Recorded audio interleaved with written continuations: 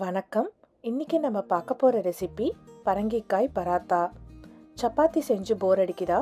வித்தியாசமாக இந்த பரங்கிக்காய் பராத்தாவை ட்ரை பண்ணி பாருங்க. பரங்கிக்காயில் பராத்தாவா, டேஸ்ட் எப்படி இருக்கும் அப்படின்லாம் நினைக்காதீங்க. இந்த டேஸ்ட்டு ரொம்பவே நல்லாயிருக்கும். இதுக்கு ஸ்பெஷலாக சைட் டிஷ் எதுவும் தேவையில்லை. ஜஸ்ட் சும்மா தை தொட்டு சாப்பிட்டாலே அவ்வளோ டேஸ்டியாக இருக்கும். வாங்க, இனி இதை நம்ம எப்படி செய்யறதுன்னு பார்க்கலாம். இது செய்ய தேவையான பொருட்கள்: துருவிய பரங்கிக்காய் 1 கப், கோதுமை மாவு 2 கப், மஞ்சள் தூள் 1/4 டீஸ்பூன், மிளகாய் தூள் 1/2 டீஸ்பூன், ஜீரகத்தூள் 1/2 டீஸ்பூன், தனியாத்தூள் 1/2 டீஸ்பூன், இஞ்சி பூண்டு விழுது 1 டேபிள் ஸ்பூன், ஓமம் 1/2 டீஸ்பூன், கொத்தமல்லி தழைகள் 1/4 cup, kasuri methi 1 table spoon, உப்பு தேவைக்கேற்ப, தண்ணீர் தேவைக்கேற்ப, எண்ணெய் அல்லது நெய் தேவைக்கேற்ப. பரங்கிக்காயை இந்த சின்ன கண்ணை வச்சு நல்லா கிரேட் பண்ணிக்கோங்க. ஒரு மிக்சிங் பவுலில் துருவிய பரங்கிக்காய் 1 கப், கோதுமை மாவு 2 கப், 1/4 டீஸ்பூன் மஞ்சள் தூள், 1/2 டீஸ்பூன் மிளகாய் தூள், 1/2 டீஸ்பூன் ஜீரகத்தூள், 1/2 டீஸ்பூன் தனியாத்தூள், 1 டேபிள் ஸ்பூன் இஞ்சி பூண்டு விழுது, 1/2 டீஸ்பூன் ஓமத்தை நல்லா இந்த மாதிரி க்ரஷ் பண்ணி சேர்த்துக்கோங்க.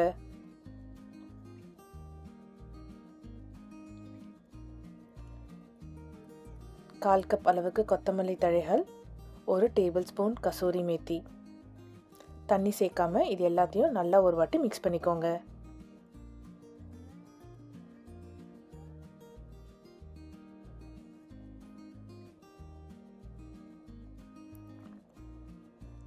உப்பு தேவைக்கேற்ப சேர்த்துக்கோங்க. கொஞ்சம் கொஞ்சமாக தண்ணி சேர்த்து இதை நல்லா கெட்டி சப்பாத்தி மாவு பதத்துக்கு பிசைஞ்சுக்கோங்க. இதுக்கு அதிக தண்ணியை சேர்க்காதீங்க. பரங்கிக்காய் கொஞ்சம் நேரம் கழித்து தண்ணி விடும். அதனால் கெட்டி மாவு பதத்துக்கு பிசைஞ்சுக்கோங்க.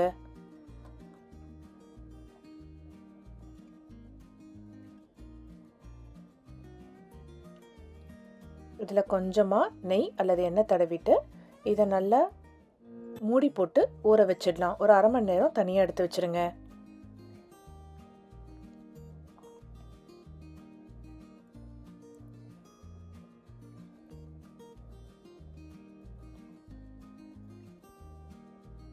பாருங்கள், இப்போ நல்லா பரங்கிக்காயும் கொஞ்சம் தண்ணி விட்டு நல்ல சாஃப்டான மாவு பதத்துக்கு வந்திருக்கு. இதை கொஞ்சமாக எடுத்து நம்ம எப்போதும் போல் சப்பாத்தி தேய்ப்போம் இல்லையா, அதே மாதிரி தேய்ச்சிக்கோங்க.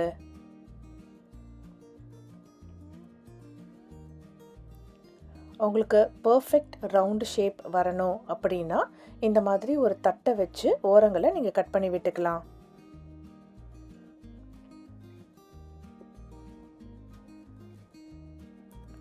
சூடான தோசைக்கல்ல இந்த பராத்தாவை போட்டுருங்க. இப்போ இதுக்கு மேலே நம்ம நெய் அல்லது எண்ணெய் தடவிக்கலாம்.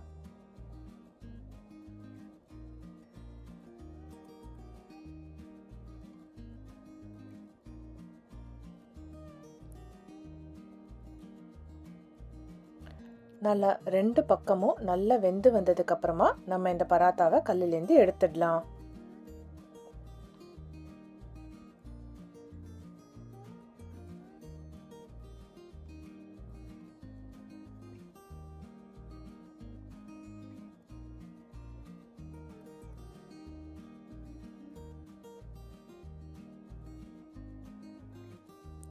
நம்மளுடைய செம டேஸ்டியான பரங்கிக்காய் பராத்தா தயாராகிடுச்சு.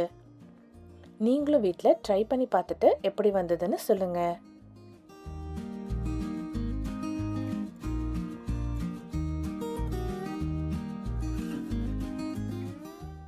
பாருங்க எவ்வளோ சாஃப்டாக வந்திருக்குன்னு. பரங்கிக்காய் பராத்தாக்கான சில குறிப்புகள்: பராத்தாக்கு நம்ம சேர்க்கப்பட்ட ஜீரகத்தூள், தனியாத்தூள் போன்றவைகள் எல்லாம் கட்டாயம் சேர்க்கணும்னு அவசியம் இல்லை. உங்கள் விருப்பத்துக்கு ஏற்ற மாதிரி நீங்கள் என்ன வேணாலும் சேர்த்துக்கலாம். இதில் விருப்பப்பட்டீங்கன்னா கூடுதலாக புதினா இலைகள், பொடியாக நறுக்கிய பச்சை மிளகா, கரம் மசாலா, எள்ளு போன்றவைகளை நீங்கள் இதில் சேர்த்துக்கலாம்.